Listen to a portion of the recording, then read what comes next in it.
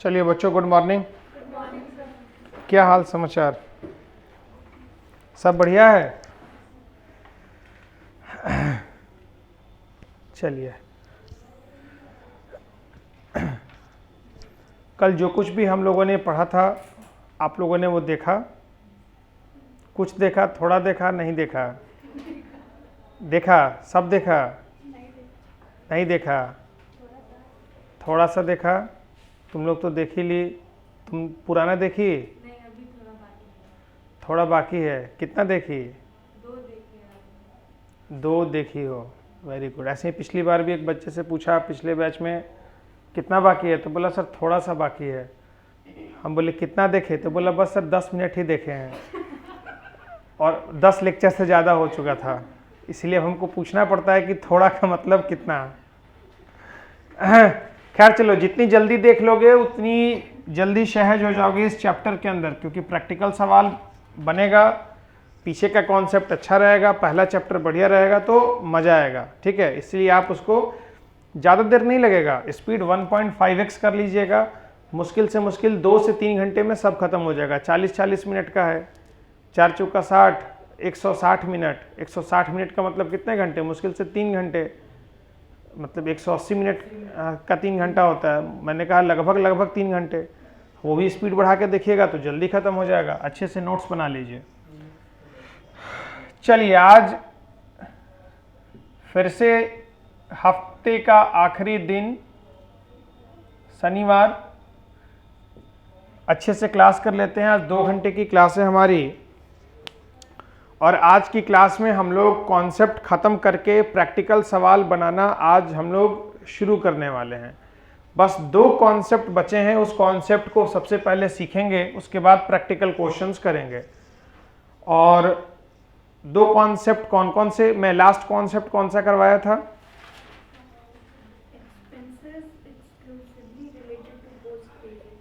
Expenses exclusively related to post period. अच्छा ठीक है। और उसका नंबरिंग कितना था? 4 नंबर। 4 नंबर। 5वां हम लोग समझ रहे थे क्या? Distribution rule. क्या समझ रहे थे? डिस्ट्रीब्यूशन रूल कि किस तरीके से बंटवारा करना है, और डिस्ट्रीब्यूशन रूल में 4 चीज़ें समझ गए थे। आज हम सीखने वाले हैं 5वीं चीज़, जिसको कहते हैं ऑडिट फीस। आपको ऑडिट फीस भी सवाल में दिया हो सकता है। ऑडिट फीस, हेडिंग दे लो, 5 नंबर ऑडिट फीस।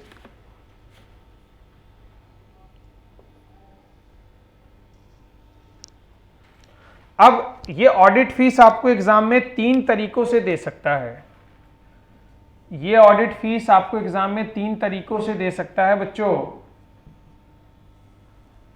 या तो पहले वो लिखेगा internal audit fees, internal audit fees, या वो लिखेगा कंपनी ऑडिट फीस, या वो लिखेगा company audit fees,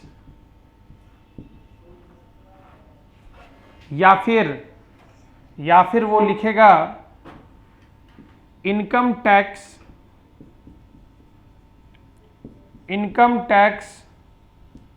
audit fees. तो एग्जाम में आपको बहुत ध्यान पूर्वक देखना है कि ये ऑडिट फीस कौन सा दिया हुआ है।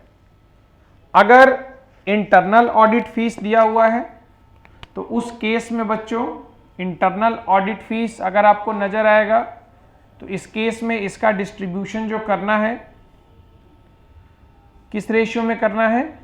टाइम रेशियो में करना है। किस रेशियो में? टाइम रेशियो में। अगर आपको कंपनी ऑडिट फीस लिखा हुआ मिल जाए सवाल के अंदर, तो कंपनी ऑडिट फीस आपको सीधे सीधे भेज देना है पोस्ट पीरियड में, या post incorporation period, post incorporation period. और अगर इनकम टैक्स ऑडिट फीस ऐसा कुछ दिखा मिल जाए तो इसको बच्चों आपको बांटना पड़ेगा, इसको आपको बांटना पड़ेगा टर्नओवर बेसिस पर। कौन से आधार पर? टर्नओवर के आधार पर। मैं इसलिए सिर्फ इंग्लिश में लिख रहा हूं क्योंकि एग्जाम के अंदर आपको जब सॉल्यूशन लिखना होगा तो ये सारी चीजें किस में लिखनी होंगी? इंग्लिश में ही लिखनी होंगी। इसीलिए प्रैक्टिकल चीजें हैं, इसीलिए हिंदी डाल के मैं कंफ्यूज करना ही नहीं चाहता कि आप सवाल को हिंदी में पढ़ें और जवाब इंग्लिश में लिखें, ये बहुत ही मुश्किल काम है। इसीलिए छोटी छोटी चीजें हैं, इंग्लिश में ही सीख जाएं। चलिए आप लिखें, फिर मैं आपको समझाता हूं। पहले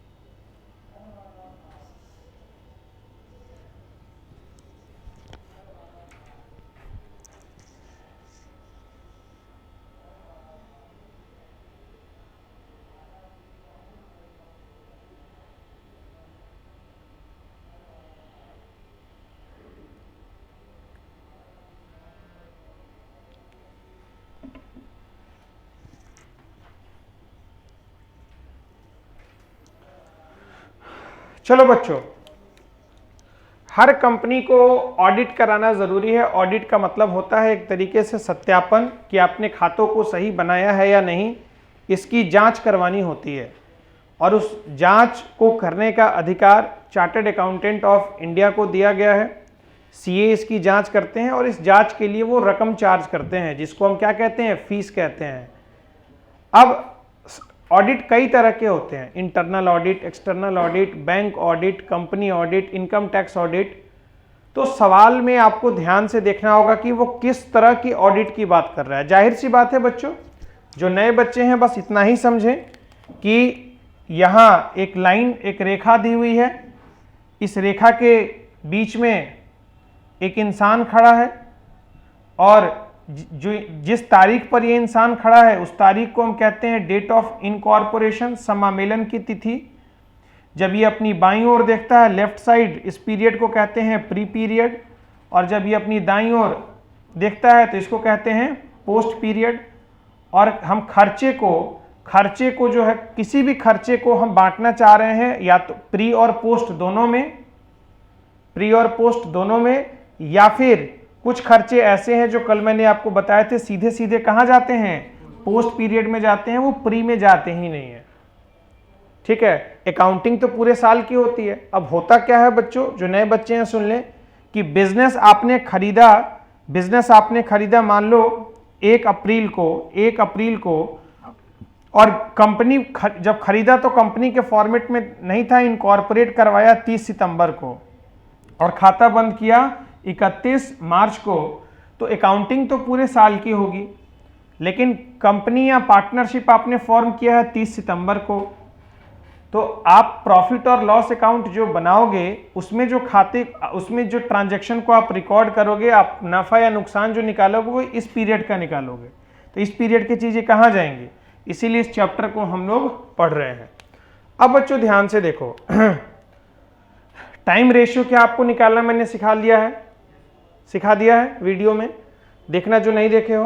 टर्नओवर बेसिस पर क्या बांटना सिखा दिया है, टर्नओवर रेशियो कैसे निकालते हैं, कल ही की क्लास में सिखाया था। तो ये दोनों हो गया है। पोस्ट इनकॉर्पोरेशन पीरियड में कौन कौन सी चीज जाती है ये भी मैं आपको बता दिया हूं। सीधा सीधा इधर लिखना है, इधर नहीं लिखना। अच्छा, अब देखो जरा एक चीज ध्यान से, कई बार क्वेश्चन साइलेंट रहता है, क्वेश्चन सिंपल लिख देता है ऑडिट फीस इतना, ऑडिट फीस इतना, ना वो इंटरनल ऑडिट कहेगा, ना कंपनी कहेगा, ना इनकम टैक्स कहेगा। तो उस केस में आप उसको कौन सा ऑडिट मानोगे? ठीक है, तो इसके लिए एक इंपॉर्टेंट नोट इसके नीचे आपको लिखना ही पड़ेगा। If nothing is given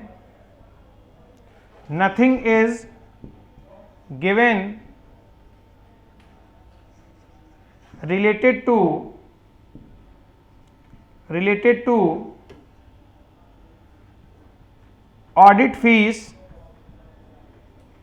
then it shall always be considered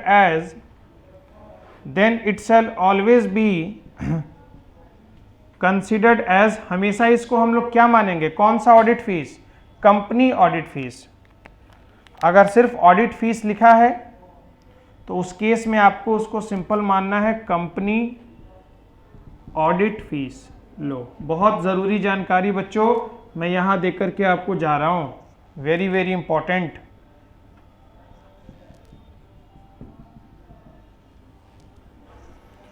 If nothing is related to audit fees, then it shall always considered as a company audit fees। Clear है? और उसको कहाँ सीधा भेजोगे, पोस्ट इनकॉर्पोरेशन पीरियड में भेजोगे। अच्छा, आप सीधी सी बात है, कॉमन सेंस की बात है, कंपनी इनकॉर्पोरेट हुई होगी डेट ऑफ इनकॉर्पोरेशन के बाद ही। कंपनी इनकॉर्पोरेट हुई जिस दिन आपका डेट ऑफ क्या है, इनकॉर्पोरेशन है, जिस दिन आपने कंपनी को फॉर्म किया। अब उसके बाद के ट्रांजैक्शन की आप चेकिंग करा रहे हो तो खर्चे तो पोस्ट में जाएंगे ना, पहले से रिलेटेड थोड़ी है खर्चे, ये तो कंपनी बनने के बाद के खर्चे हैं। इसीलिए इसको सीधा कहां हम भेजते हैं, पोस्ट इनकॉर्पोरेशन पीरियड में। और इंटरनल ऑडिट जो है ये एज्यूम किया जाता है कि ये सभी लोगों के लिए होता है, पार्टनरशिप फर्म भी करवा सकती है, कंपनी भी करवा सकती है, मतलब प्री और पोस्ट दोनों ही पीरियड इसमें शामिल हो सकते हैं। इसीलिए इसका डिस्ट्रीब्यूशन टाइम रेशियो में किया जाता है। तो जैसे जैसे क्वेश्चन आएगा उस हिसाब से हम इसी कॉन्सेप्ट्स का यूज करके प्रैक्टिकल क्वेश्चन को सॉल्व करेंगे। आ जाओ बच्चों, सबसे आखिरी लिख लिए ना ये, चलो last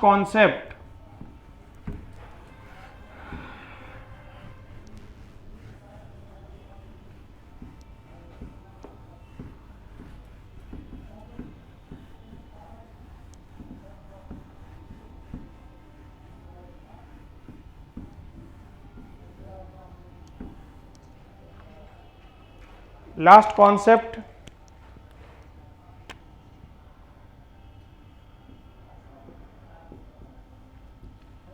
interest on purchase consideration to vendor. Vendor का मतलब होता है सेलर।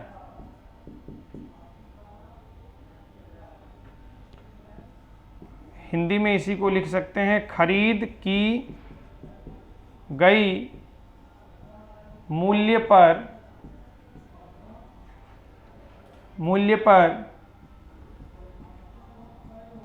विक्रेता को ब्याज।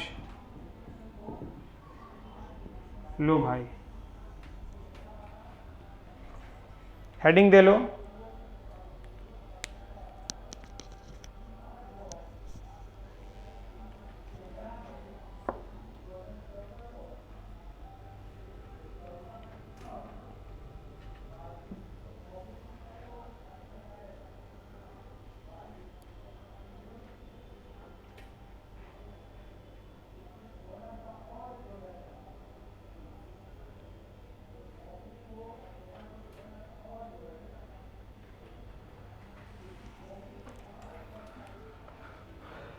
चलो, ये केस कब शामिल हुआ बच्चों, एक बात बताओ।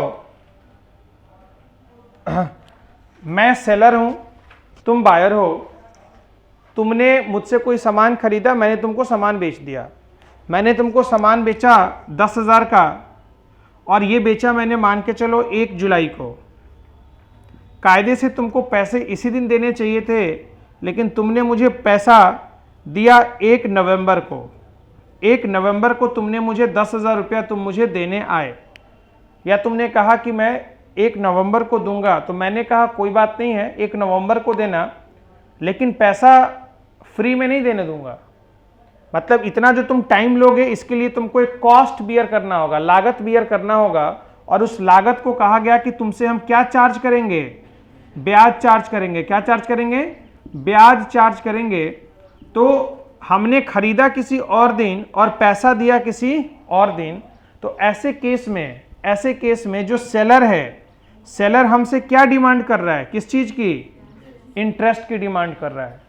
तो ये वही वाला केस है कि आपने परचेज कंसिडरेशन का मतलब होता है बच्चों कि जब आप किसी कंपनी को खरीदते हो उसके लिए जितना पैसा आप देते हो उस वैल्यू को क्या कहा जाता है? परचेज कंसिडरेशन, खरीद की मूल्य। तो आपने जितने में कंपनी को खरीदा, आपने वो पैसा आपने तुरंत नहीं दिया, उस पैसे को आपने बाद में दिया। तो बाद में दिया तो उस पर क्या चार्ज किया जाएगा? इंटरेस्ट चार्ज किया जाएगा। तो इस इंटरेस्ट का बंटवारा कैसे होगा, ये हम इस कॉन्सेप्ट में सीखने वाले हैं। आओ जरा एग्जाम्पल के साथ, या पहले कॉन्सेप्ट लिखवा देता हूं फिर एग्जाम्पल सिखाता हूं।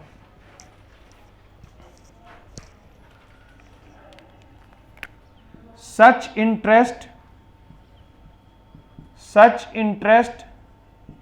shall be distributed, such interest shall be distributed on कौन सा ratio? Time ratio. Time ratio. और टाइम रेशियो कैसे निकालेंगे? तो टाइम रेशियो बिटवीन किसके किसके बीच बच्चों हम टाइम रेशियो लेंगे? टाइम रेशियो बिटवीन सबसे पहला डेट ऑफ इनकॉर्पोरेशन या date of business taken over to date of incorporation, date of incorporation is to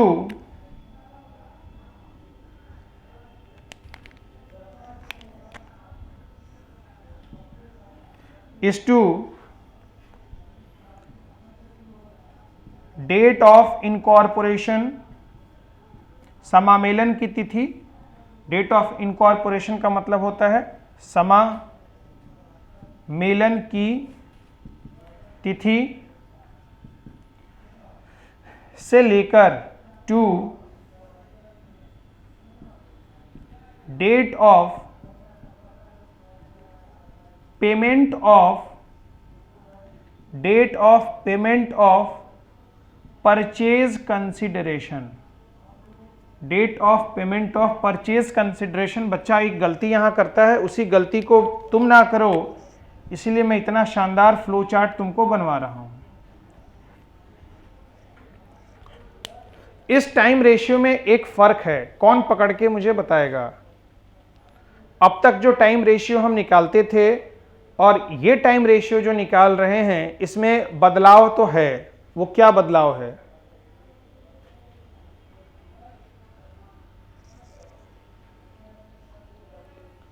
पकड़ने की कोशिश करो।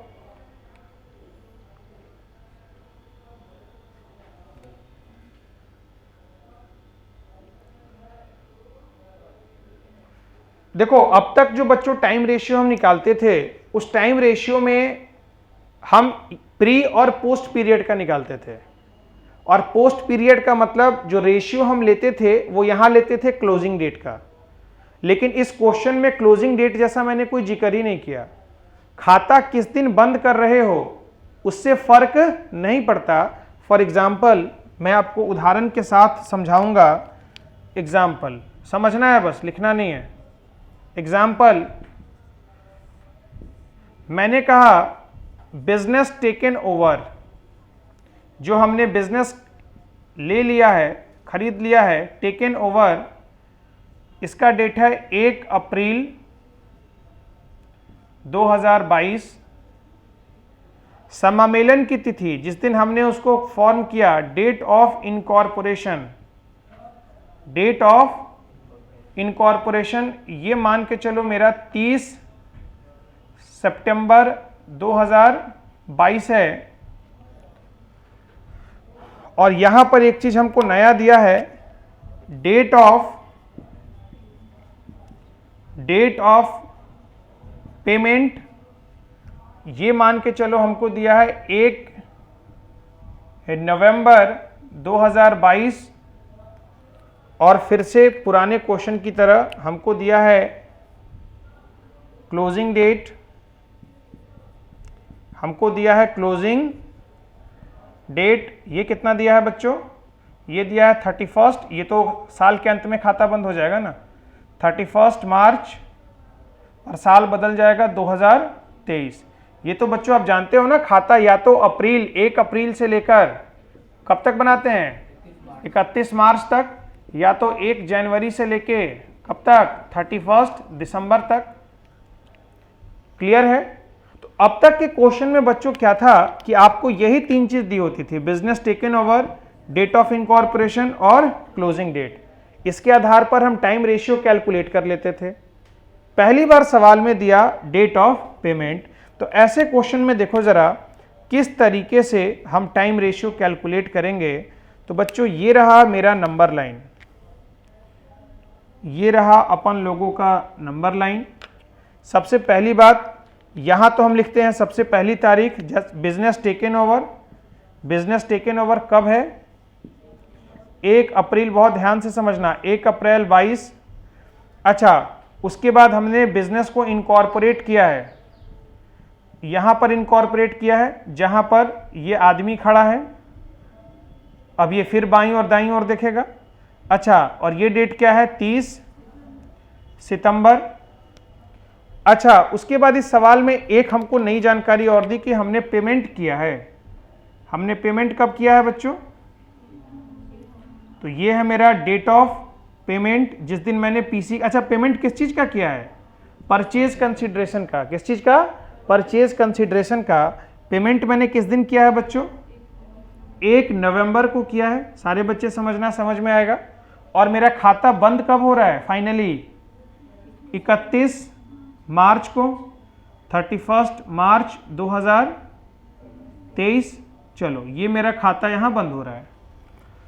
अब तक के क्वेश्चन में हमने यही किया ना कि टाइम रेशियो निकालते वक्त बच्चों इसको कहा कि तू अपनी बाईं ओर देख, लेफ्ट हैंड साइड देख, मतलब तू अपनी प्री पीरियड में देख। कौन सी पीरियड में, प्री पीरियड में। और अब तक के क्वेश्चन में हमने ये कहा कि तू अपनी कहां देख, दाईं ओर देख। कहां देख, दाईं ओर देख। लेकिन इस क्वेश्चन में कह रहा है दाईं ओर देख तो सही, राइट हैंड साइड जरूर देख, मतलब पोस्ट पीरियड में जरूर देख, लेकिन कहां तक देख, वहीं तक देख जिस डेट पर हमारा क्या हो गया, पेमेंट हो गया। इससे ज्यादा मत देख। इसका मतलब इसके देखने पर हमको यहां पर अंकुश लगा दिया गया, इससे ज्यादा हमको देखना ही नहीं है। ले यहां पर मैंने क्या डाल दिया, बैरियर डाल दिया, ये पीरियड हमारे काम का है ही नहीं। ये नंबर लाइन क्लियर है। अब आओ जरा इस रेशियो को समझते हैं। मैंने कहा कि अगर ऐसा कोई भी इंटरेस्ट का केस आएगा जहां पर पीसी बिजनेस को खरीदा, पैसा बाद में दिया, उस इंटरेस्ट का बंटवारा किस रेशियो में होगा, टाइम रेशियो। और बेटा कौन सा time ratio, time ratio between, कौन सा टाइम रेशियो, पढ़ो जरा। अब देखो कैसे समझ में आएगा। Date of business taken over, जिस दिन तुमने बिजनेस को खरीदा, टेकन ओवर से लेके कहां तक, डेट ऑफ इनकॉर्पोरेशन तक। मतलब टाइम रेशियो निकालते वक्त पहले इस अवधि को देखेंगे और डेट ऑफ इनकॉर्पोरेशन, और फिर यहीं से एक बार दोबारा से शुरू हो जाएंगे और कहां तक जाएंगे, डेट ऑफ पेमेंट तक। बेटा समझ में आ रहा है, बहुत जरूरी जानकारी दे रहा हूं। एग्जाम में क्वेश्चन ऐसे ही गलती होता है, आप यहां तक का टाइम रेशियो ले लोगे, ये एक अपवाद हो गया जहां इस आदमी को खड़े होके देखना तो है लेकिन पूरा नहीं देखना। बात समझ में आ रही है। अच्छा चलो, तो अब जरा हम रेशियो कैलकुलेट कर लेते हैं। सारे बच्चे जरा ध्यान से मुझे बताएंगे, इस इस यहां से लेके यहां तक कितने महीने हुए हैं? 1 अप्रैल से लेके 30 सितंबर तक कितने महीने हुए हैं? तो जोड़ो, उंगलियों पर जोड़ो। 1 अप्रैल का मतलब क्या अप्रैल शामिल होगा? बिल्कुल शामिल होगा, क्योंकि अप्रैल का पूरा महीना बाकी है, तो इसलिए यहां शामिल हो गया अप्रैल। अप्रैल के बाद क्या आता है? मई, मई के बाद जून, जून के बाद जुलाई, जुलाई के बाद अगस्त, अगस्त के बाद सितंबर। तो सितंबर में ध्यान रखना है ये 30 सितंबर है, इसका मतलब पूरा सितंबर हमको शामिल करना है, लेकिन अगर 1 सितंबर होता तो सितंबर को हम पूरा नहीं लेते। कितने महीने हुए हैं? 6 महीने। लो, तो यहां पर जो हमारा ये जो पीरियड आ गया वो कितने महीने का आ गया? 6 मंथ्स का आ गया। और वैसे ही ये वाला पीरियड देखो, 30 सितंबर है बच्चों। 30 सितंबर में क्या सितंबर शामिल होगा? सितंबर तो बीत गया ना, इसका मतलब शामिल होगा कौन कौन? अक्टूबर, नवंबर। 1 नवंबर को तो पेमेंट ही कर दिया है, तो ये नवंबर को थोड़ी लेंगे भाई। अगर 30 नवंबर होता तो ना पूरा महीना नवंबर चला, जब पूरा महीना चला ही नहीं तो हम इंटरेस्ट क्यों देंगे? अब तुम खुद सोचो ना, तुमने बैंक को 1 तारीख को पैसा दे दिया, 1 अप्रैल को पैसा दे दिया, तो क्या अप्रैल महीने का ब्याज दोगे? भाई पैसा दे दिया, कौन सा ब्याज अप्रैल महीने का? ठीक है, तो नवंबर नहीं होगा। अक्टूबर का मतलब केवल कितना महीना? 1 महीना और 1 मंथ। तो यहां हमारा टाइम पीरियड कितना हो गया? 1 मंथ। तो अगर आप यहां टाइम रेशियो निकालोगे, टाइम रेशियो निकालोगे बच्चों, फाइनली अंत में काम की बात, टाइम रेशियो अगर हम निकालेंगे तो कितना आएगा? प्री का कितना है? 6, प्री का है 6, और बाद में कितना है? 1। तो हमारा टाइम रेशियो क्या हो गया? 6:1 में। मतलब जितना भी ब्याज होगा उसको इसमें हम बांट देंगे प्री और पोस्ट पीरियड में। क्लियर है? तो वेरी वेरी इंपॉर्टेंट कॉन्सेप्ट, ध्यान रखने वाली बात, बस यही खतरा है। यही क्या है? खतरा, डेंजर। स्टार मार्क लिख, मौत, मौत है यहां, मौत है। ठीक है, और यही हमारा नया पॉइंट निकल के आया। चलो सुंदर तरीके से बिल्कुल पहले यहां तक लिखो, यहां के बाद ये एग्जाम्पल लिखना, एग्जाम्पल के बाद डायग्राम सुंदर से बनाना, सारे डेट्स को लिखना, और तब अंत में लिख देना टाइम रेशियो।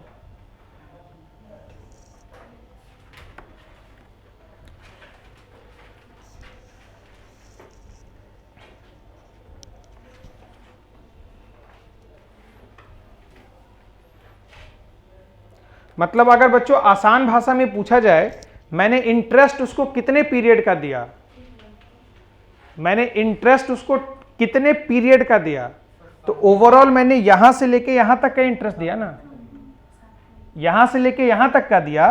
वो बात अलग है कि मैंने बांट लिया। बात समझ में आ रही है? दिया तो मैंने यहां से लेके यहां तक, अब मेरा मन है हमने बांट लिया, बांटने का नियम बना रखा है प्री और पोस्ट का, इसलिए मैंने बांट लिया।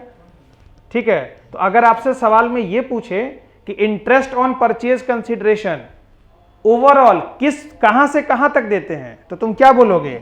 बिजनेस टेकन ओवर से लेकर के डेट ऑफ पेमेंट तक। और पूछेगा किस रेशियो में बांटते हैं, तो आपका यह जवाब होगा, किस रेशियो में? Time ratio. और टाइम रेशियो कैसे निकालते हैं? तो इतनी बात, यहां से यहां और फिर यहां से यहां, इतनी बात याद है तो कभी दिक्कत नहीं है। एकदम सुंदर ढंग से लिखो, एक एक लाइन का गैप छोड़ के, कंजूसी बिल्कुल भी नहीं करना। नोट्स जितना अच्छा बनाओगे कॉन्फिडेंस उतना बढ़िया होगा। और जैसे मैं चेहरे बना रहा हूं, तुम्हारे जैसे खूबसूरत चेहरे वैसे तुमको खुद बनाने हैं।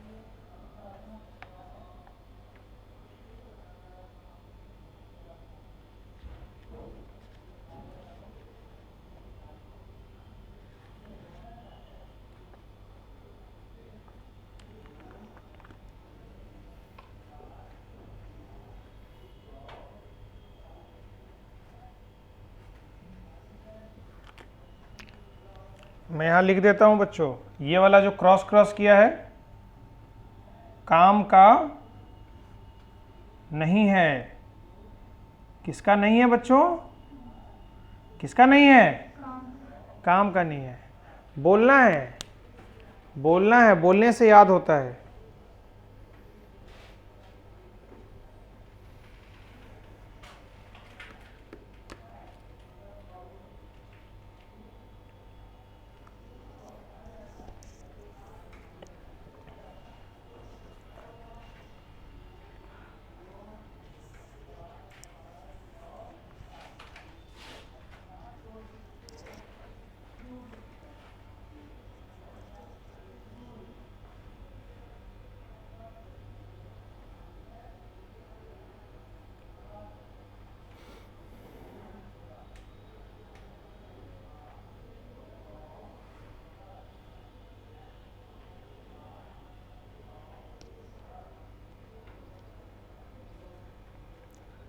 क्लियर है?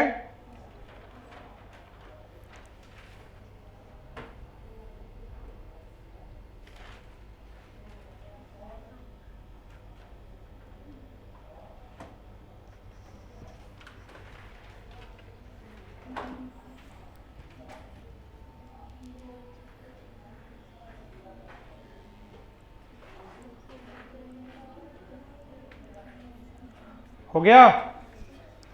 बढ़े आगे हम लोग? चलो,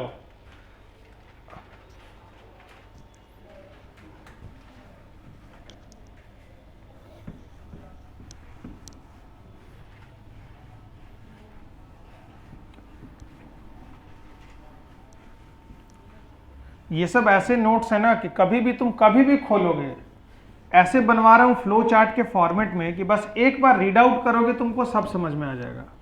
लेकिन वो तब होगा जब अभी घर जाके डेली कम से कम इसको रिवीजन में रखोगे। हफ्ते भर रख लिया हर 2-3 दिन के गैप पर, तो कभी नहीं भूलोगे लाइफ टाइम। और जाके कॉपी को बंद कर दिया, अगली क्लास में कॉपी खोल के आए और घर जाके कुछ रिवाइज नहीं कर रहे हो, दोबारा कुछ नहीं पढ़ रहे हो, 15 दिन के बाद सब भूल जाओगे। और फिर तुमको उतना ही मेहनत करना पड़ेगा रिकॉल करने में। पता चलेगा कि सर ने आदमी क्यों बनाया था, सर पागल थे इसलिए बनाया होगा बेमतलब का। हाँ, ऐसी बातें लगती हैं जब याद नहीं आएगा तो। सर ने ये क्यों काटा था,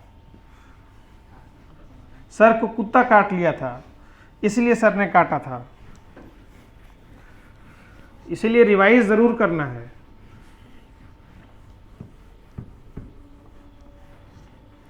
बीकॉम का अकाउंट्स है, जितनी जल्दी इसके साथ फैमिलियर हो जाओगे उतना ही मजा आएगा।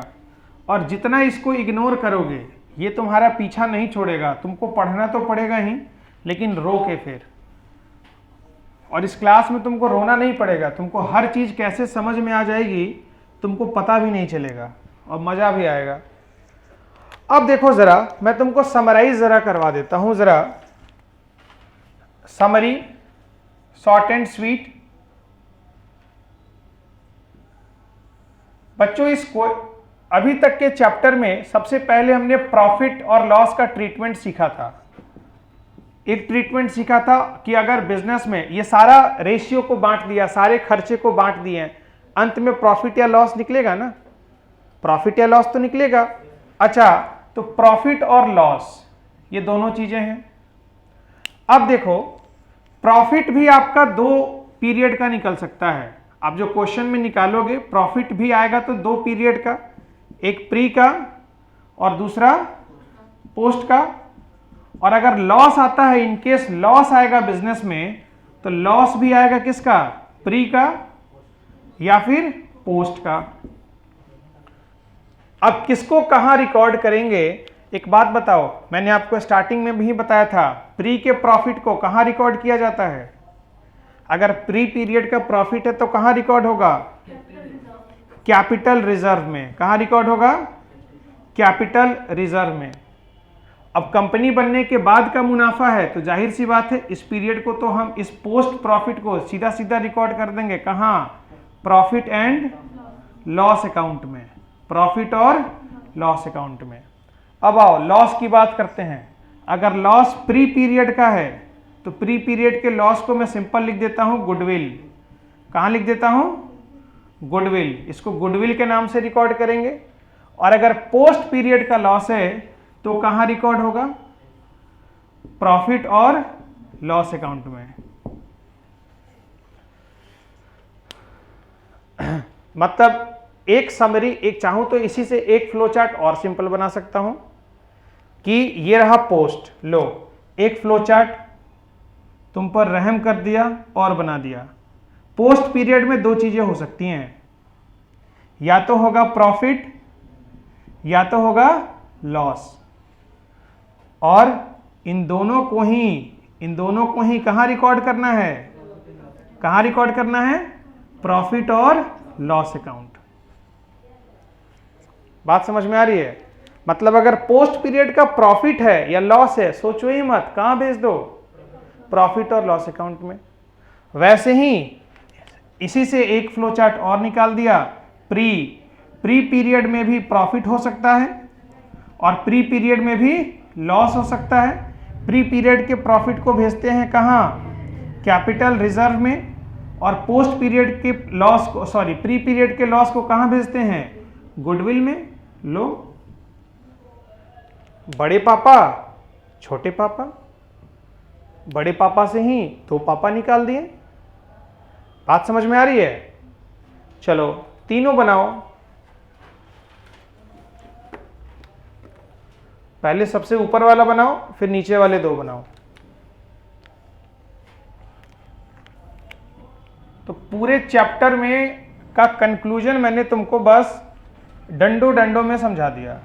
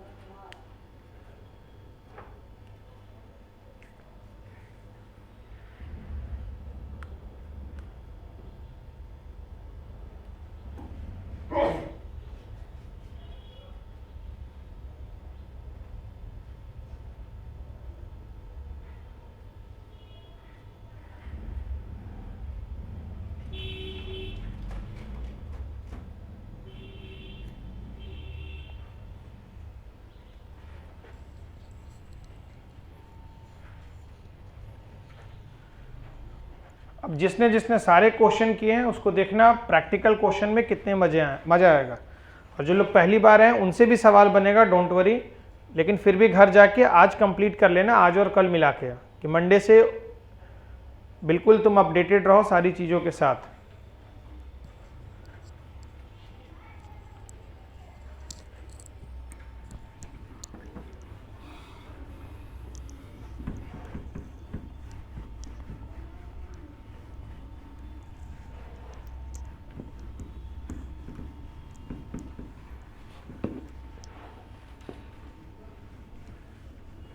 अब देखो बच्चों, अब सवाल यह है कि एग्जाम में क्वेश्चन आएगा कैसे। How question will come. बताओ बच्चों, क्वेश्चन कैसे आएगा? चल के, दौड़ के, भाग के? ये आएगा ही नहीं। ट्रेन पकड़ के? हाँ, प्रिंट होके हमको लगा कह रहा है ट्रेन पकड़ के प्रिंट होके आएगा, बिल्कुल सही बात है। तो इस चैप्टर में क्वेश्चन जो आपको दिया होगा, कैसे दिया होगा, उसको कैसे सॉल्व करेंगे देखो जरा। सबसे पहले आपको बच्चों प्यारा सा दिया होगा एक ट्रायल बैलेंस। क्या दिया होगा? Trial balance. और इस ट्रायल बैलेंस में क्या दिया होगा? तो इनकम और details of income and expenses, खर्चे और आमदनी का इसमें क्या होगा? विवरण होगा। खर्च और आय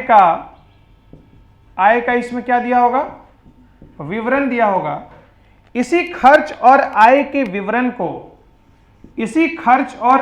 विवरण को बच्चों हमको बांटना होगा दो पीरियड में बांटना होगा। एक बांटना होगा किसमें? प्री पीरियड में। प्री पीरियड का मतलब बोलो बेटा, किससे पहले? हाँ, इनकॉर्पोरेशन के पहले। जोर से बोलना है। प्री पीरियड का मतलब किसके पहले? इनकॉर्पोरेशन के पहले। और किस पीरियड में बांटना होगा? Post period. पोस्ट पीरियड का मतलब किसके बाद? इनकॉर्पोरेशन के बाद। बहुत अच्छी बात है। और इस प्री और पोस्ट पीरियड में बांटने के लिए ही मैंने तुमको अलग अलग आधार बताए हैं। मतलब अलग अलग बेसिस बताए हैं। बेसिस को ही कहा जाता है आधार। और कौन कौन से आधार बताए हैं? तो मैंने कहा है इस प्री और पोस्ट पीरियड के खर्चे और आमदनी को आप या तो बांट सकते हो किसमें? टाइम रेशियो में, या आप इसको बांटोगे टर्नओवर रेशियो में, या फिर आप इसको डायरेक्टली भेज दोगे कहां पर? पोस्ट पीरियड में। जनरली इन्हीं रेशियोज का हमको काम होगा। इसके बाद हम अंत में वही प्रॉफिट या लॉस निकालेंगे। अगर प्री पीरियड का प्रॉफिट है तो कहां जाएगा? अब तो मिटा दिया, दिमाग लगाना है, देखना नहीं है नोट्स। सोचो, इंसान खड़ा है और खड़ा होकर अपनी किस तरफ देख रहा है? बाईं तरफ, लेफ्ट हैंड साइड देख रहा है। कौन सा पीरियड? Pre period. अपने राइट हैंड साइड देख रहा है। कौन सा पीरियड? Post period. बिल्कुल सही बात है, पोस्ट पीरियड। अगर प्री पीरियड का प्रॉफिट आया, कौन सी पीरियड का? प्री पीरियड, तो कहां रिकॉर्ड करेंगे? कैपिटल रिजर्व में। और अगर प्री पीरियड का लॉस आया, इस प्री पीरियड में डेट ऑफ इनकॉर्पोरेशन है, इसके पहले का लॉस आ गया, कहां रिकॉर्ड होगा? गुडविल में। तो इस प्री पीरियड का प्रॉफिट कहां जाता है? बोलो, जोर से बोलो, आवाज नहीं आ रही है, जोर से।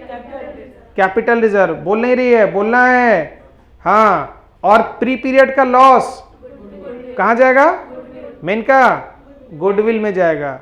अब आओ, date of incorporation, post period का प्रॉफिट और लॉस, और पोस्ट पीरियड का लॉस कहां जाएगा? प्रॉफिट और लॉस जाएगा। तो अंत में इतना करने के बाद, बांटने के बाद प्रॉफिट लॉस निकालेंगे और नीचे एक लाइन लिख देंगे कि pre period profit shall be transferred to capital reserve, और पोस्ट पीरियड प्रॉफिट, अगर प्रॉफिट आया है तो shall be transfer to profit और लॉस अकाउंट।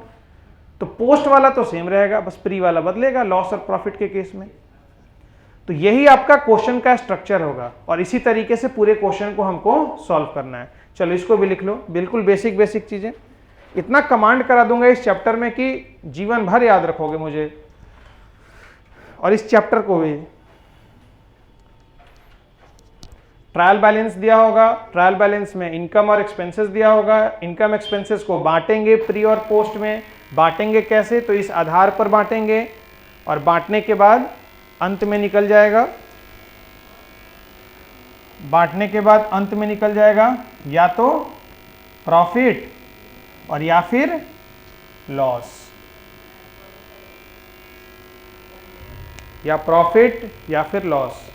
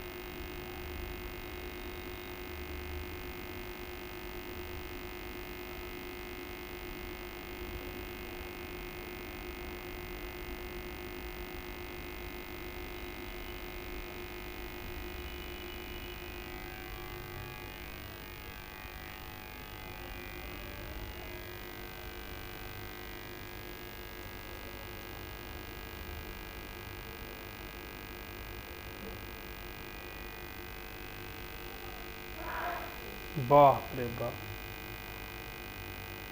पूरा गुर्दा कलेजी बाहर निकाल लेगा।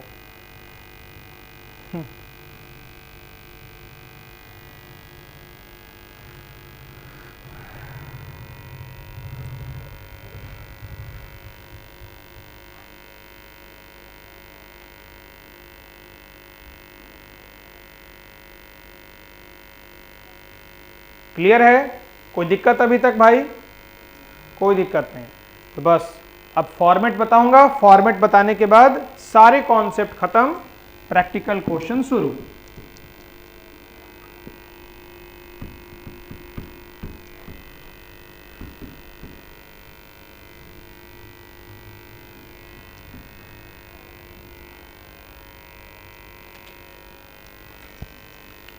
चलो बेसिक फॉर्मेट, किस फॉर्मेट के आधार पर इन सभी क्वेश्चन को हम बनाएंगे?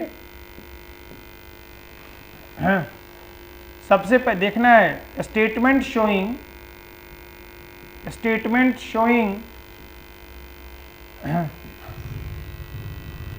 प्री पोस्ट पीरियड प्रॉफिट, या प्रॉफिट आएगा या फिर लॉस आएगा, लो। इसका फॉर्मेट कैसे होगा? लाइनें खींचनी है जिसमें तुम एक्सपर्ट हो। कॉमर्स के बच्चे को सबसे ज्यादा अगर कोई चीज आती है अच्छे से अकाउंट्स में तो वो है, क्या आती है? लाइन खींचने, सबसे बहुत बड़ी चीज उनको आती है।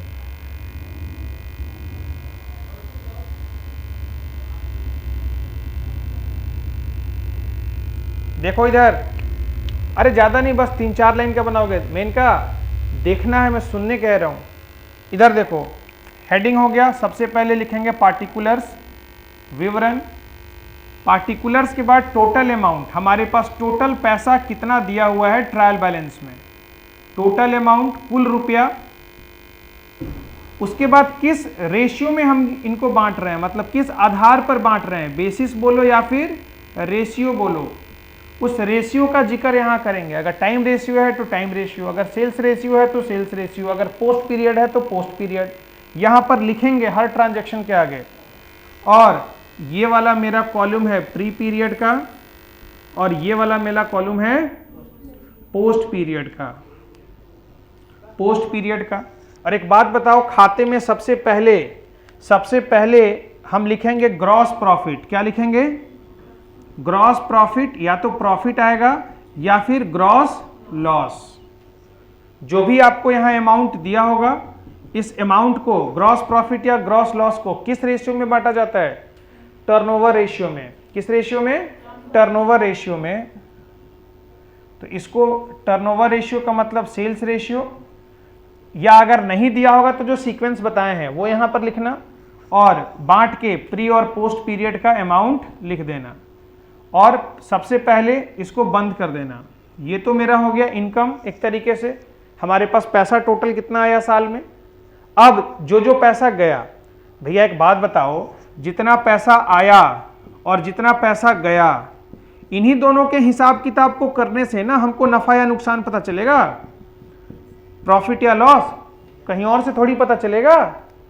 अगर आया ज्यादा और गया कम तो क्या हो गया? मुनाफा हो गया। आया कम गया ज्यादा तो क्या हो गया? लॉस हो गया। तो आया और गया की जानकारी चाहिए कि नहीं चाहिए? चाहिए ना। तो ये हो गया किसका? आया का। अब जानकारी चाहिए किसका? गया का।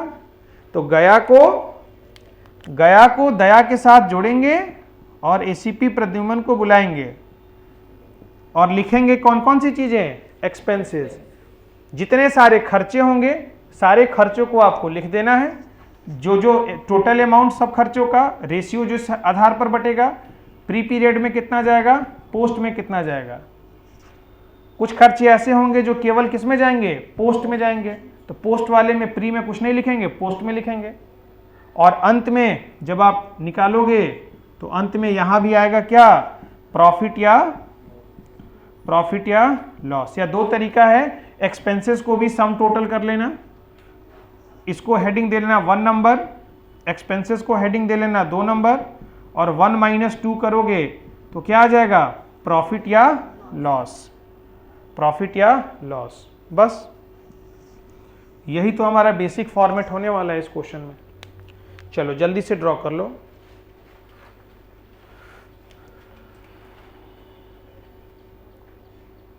अभी क्वेश्चन करेंगे, 100% समझ में आएगा सब बच्चों को। चलो यहां पर हमारा कॉन्सेप्ट खत्म हुआ। अगली वीडियो में हम लोग करेंगे क्वेश्चंस, वीडियो में, अभी क्लास में ही करेंगे।